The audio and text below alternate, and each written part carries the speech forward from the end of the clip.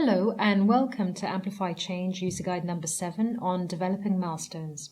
This is an animated presentation where I'll be talking you through some of the key points, especially at the beginning. But when it comes to the examples towards the middle of the presentation, I will just talk through the first example. So it might be useful for you to download the PDF so you can see all the different examples.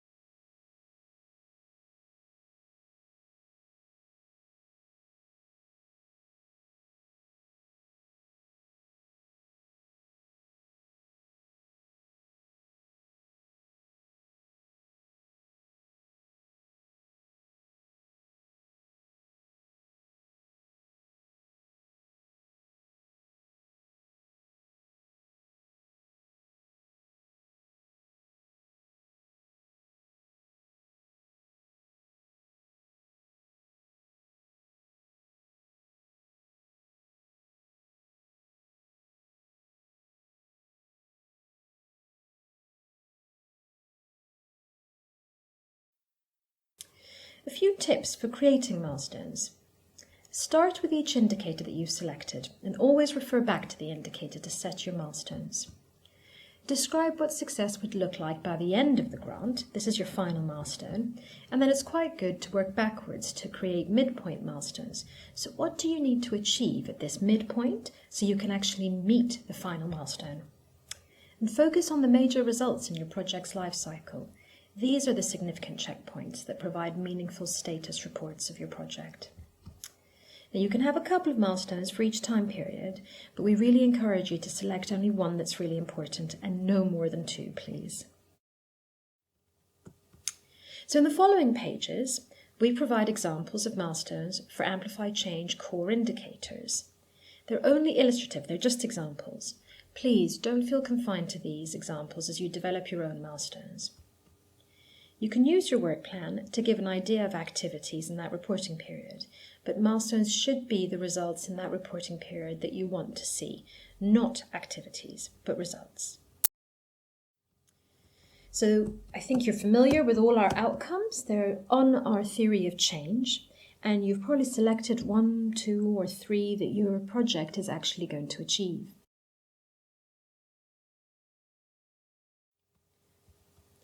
What we've done here is take indicators from the first outcome, stronger and more inclusive movements for SRHR, and I'm going to give you an example of some milestones.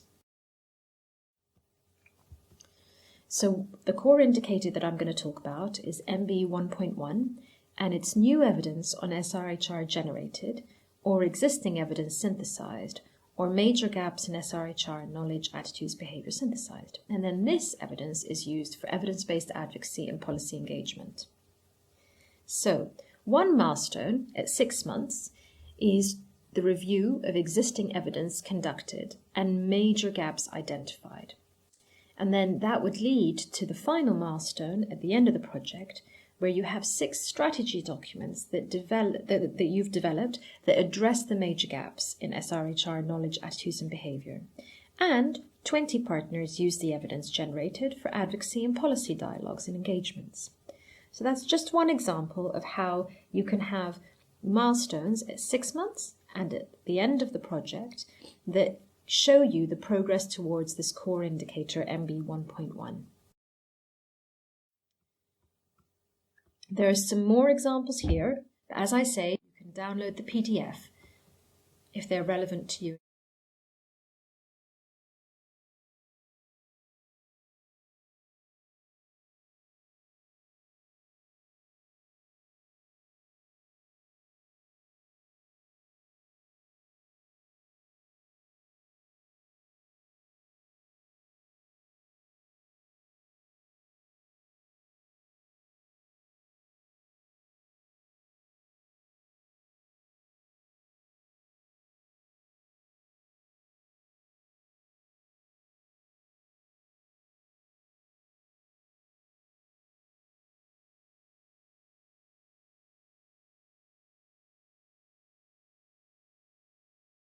Outcome 2, changes in policies and laws.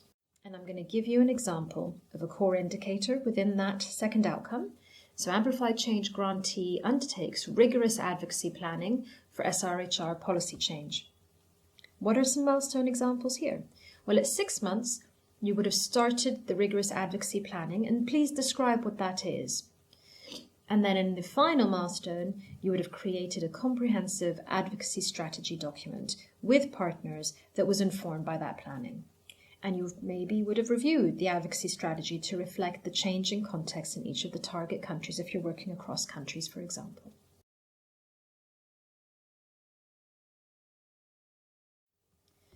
There are some other examples here.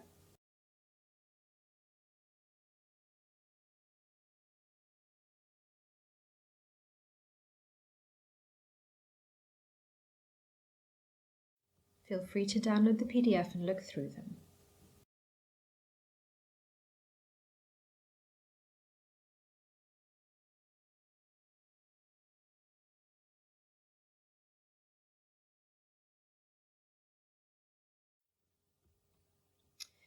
For outcome number 3, increased access to SRHR resources, information, and services, one of our indicators is greater access to SRHR services for marginalised groups. And there's some examples of what we would say marginalised groups are.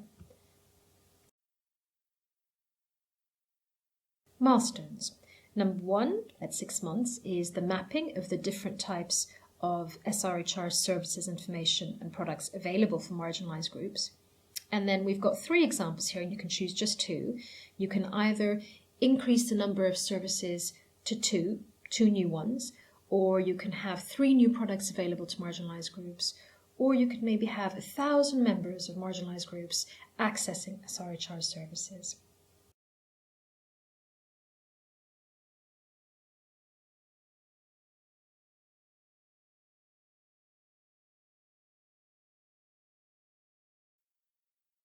Again, some more examples over here.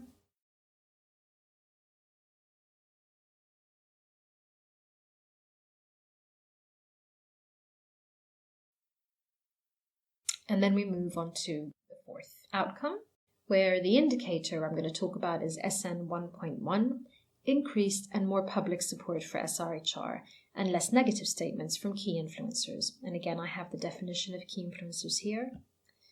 So, a simple milestone at 6 months is a list of all the relevant traditional community and religious leaders. And then at the end of the project, you would have actually got them to demonstrate improved support, 34 of them to demonstrate improved support for SRHR. And you'd have to think about your means of verification for this. And you could have, for example, 48 government officials publicly endorse the SRHR campaign that you've run as your final milestone. Again, some more examples there.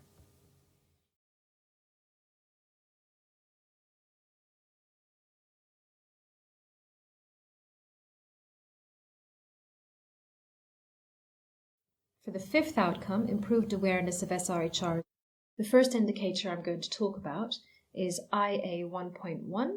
The number of individuals amongst marginalised groups reached by the programme have increased awareness of SRHR as a human right. So in your first milestone, you would have identified and invited 1,500 members from an Indigenous community to SRHR trainings. And then in the final milestone, you'd had 700 members reporting an increase in their knowledge of laws and practices regarding SRHR.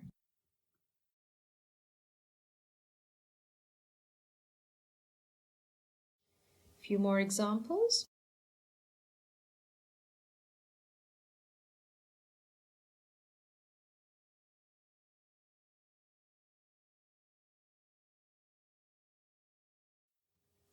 And I think that's it for now. Thank you very much. I hope that's been helpful. And do look at our website to download a theory of change, a results framework, or of course, get in touch with your grant support team lead if you have any questions. Thank you and bye-bye.